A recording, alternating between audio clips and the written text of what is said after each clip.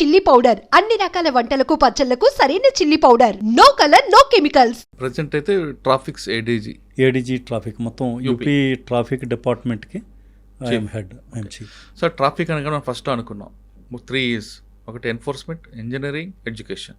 ఈ 3 Eలో దేనికి ఎక్కువ ప్రయారిటీ ఇస్తారు? యూపీలో ప్రజెంట్ బాగా ట్రాఫిక్ సెన్సిటివ్ ఏరియా ఎన్ని బ్లాక్ స్పాట్స్ ఉన్న ఏరియాలో మీరు ఐడెంటిఫై చేశారు, వాటి మీద ఎలా రీసెర్చ్ చేస్తుంది? ఎందుకంటే వెహికల్స్ పెరుగుతున్నాయి, స్పేస్ తగ్గుతుంది. అవునండి, ఇది కరెక్టే మీరు అన్నది. మేము ఈ 5 యూపీలో ఎక్కువ ట్రాఫిక్ ఉన్న ఏరియా ఏదండి?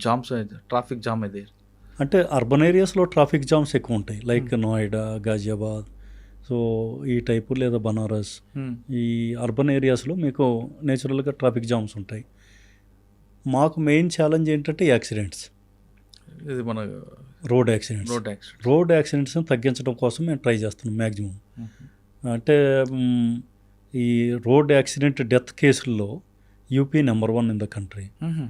సో ఈ డెత్స్ని తగ్గించడం కోసం ఫైటింగ్లు, మర్డర్ కన్నా అదే ఎక్కువ ఉంటుందా? ఎక్కువ 4 times. ఎంత ఉంటుంది ప్రయాణం అండి? పెరానం 25,000 డెత్స్. ఏంటి మన యమునా హైవే వాటి మీద?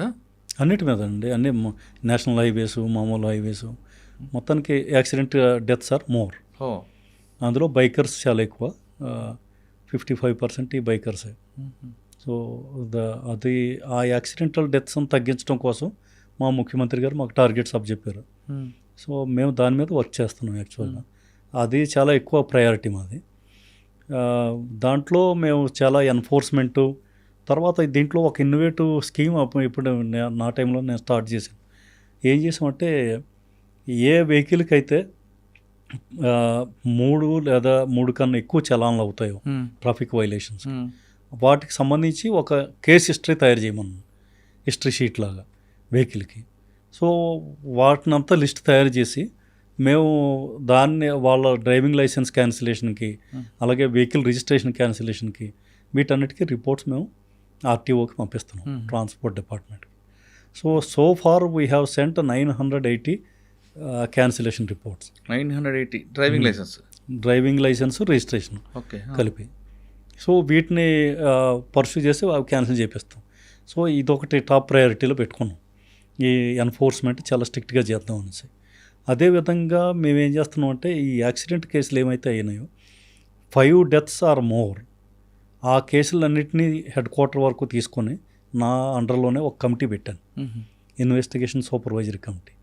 దాంట్లో మేము ఏం చేస్తున్నాం అంటే ఈ యాక్సిడెంట్ డెత్స్ అయిన ఆ ఇన్వెస్టిగేటింగ్ ఆఫీసర్స్తో డైరెక్ట్గా మాట్లాడి ఈ వెహికల్ ఓనర్ని కూడా దీనిలో ఇంప్లికేట్ చేస్తున్నారు.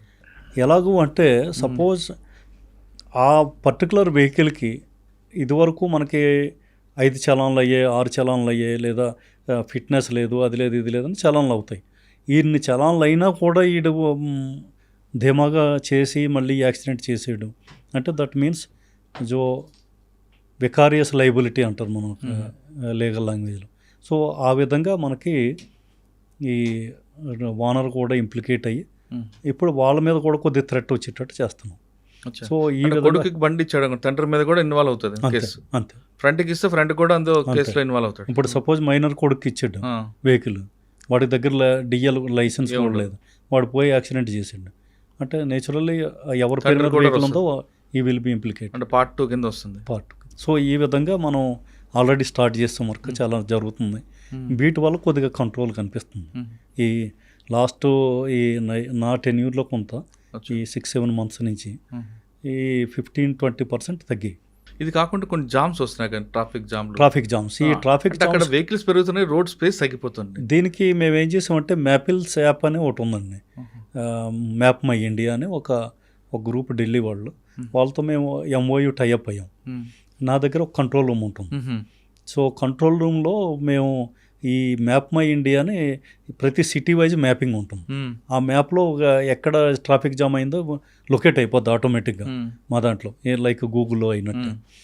వీళ్ళు వెంటనే మా కంట్రోల్ రూమ్ వాళ్ళు ఆ కన్సర్న్డ్ బీట్ వాళ్ళు ఎవరైతే ఉంటారో వాళ్ళకి ఫోన్ చేసి ఇక్కడ ఎందుకు ట్రాఫిక్ జామ్ అయింది ఏంటి ఇమీడియట్గా క్లియర్ చేయండి, రెస్పాన్స్ ఇమీడియట్గా ఇవ్వండి, ఈ type we are doing it.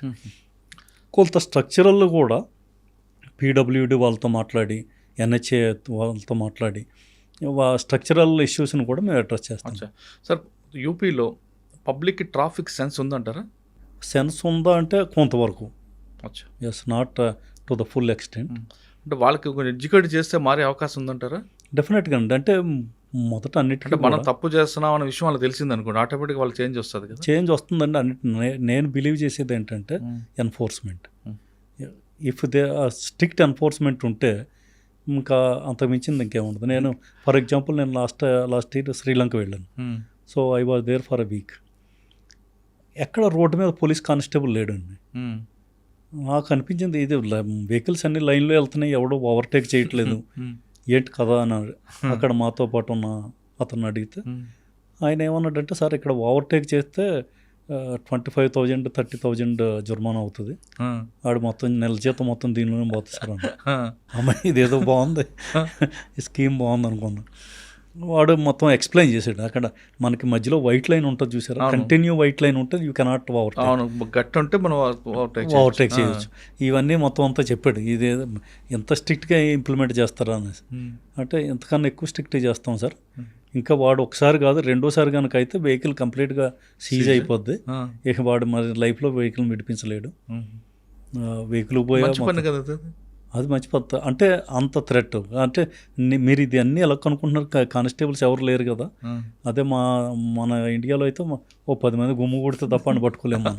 So ఈ విధంగా అంటే సార్ ప్రతి చోట సీసీ కెమెరాలు పెట్టాము. సీసీ కెమెరాల నుంచి కంట్రోల్ రూమ్ వాళ్ళు అబ్జర్వ్ చేస్తారు. సో ఎవడైనా వైలేట్ చేస్తే ఇమీడియట్గా వాడు నెక్స్ట్ స్టేషన్లో పట్టుకుంటాం. ఇదేదో బాగున్నాను. అంటే నేను అనేది ఏంటంటే ఇంత టెక్నాలజీ యూజ్ చేసుకొని పోలీస్ అంత విజిబుల్గా కనపడకపోయినా కూడా కొద్దిగా బిహైండ్ ది కర్టెన్ ఉండి ఎన్ఫోర్స్మెంట్ స్ట్రిక్ట్ చేస్తే మొత్తం అందరూ లైన్లోకి వచ్చేస్తారు. అంటే ఎన్ఫోర్స్మెంట్ చేస్తే వాళ్ళకి భయం ఉంటుంది, బండి చేసాం బండి ఫ్రీజ్ అయిపోద్ది. ఇప్పుడు మెయిన్ ప్రాబ్లం ఏంటంటే మాకు ట్రాఫిక్లో ఎన్ఫోర్స్మెంట్ అండి. ఎందుకంటే మేము చలాన్ చేస్తాం. ఇప్పుడు కాంటాక్ట్లెస్ చలాన్ సిస్టమ్ అని పెట్టాం. ఎవరు మిమ్మల్ని పట్టుకోవడానికి లేదు, మీ వెహికల్ని ఆపడానికి లేదు. ఓన్లీ మేము కెమెరామెన్లుగా తయారైపోయారు మా ట్రాఫిక్ వాళ్ళు. ఓ ఫోటో తీస్తున్నారు, ఆ ఫోటో తీసి మా కన్సర్న్ కోర్టుకి పంపిస్తున్నారు. సో కోర్టు ఏం చేస్తుందంటే లోక్ అదాలత్ పెట్టి, వాళ్ళు ఎప్పుడో 6 నెలల తర్వాత ఒకసారి లోక్ అదాలత్ పెట్టి మేము 2,000 చలాన్ కడితే 200లోనే దానికి మాఫీ చేసి చేసేస్తున్నారు. సో వీళ్ళ వల్ల ఈ వైలేటర్స్కి భయం లేకుండా అయిపోయింది. ఈ కోర్టు ద్వారా మాఫీ చేసే ప్రోగ్రామ్ చాలా ఎక్కువైపోయింది. Okay. So because of that enforcement మనకి చాలా వీక్ అయిపోయింది. దాన్ని మరి మీరు సర్దిస్తున్నారా? మనం కోర్టులు మన వల్ల సర్దిస్తున్నాం. గవర్నమెంట్కి చెప్తే గవర్నమెంట్ చేస్తారు. గవర్నమెంట్ కూడా పెద్దగా అందులో ఇంటర్ఫియర్ అవ్వలేదు.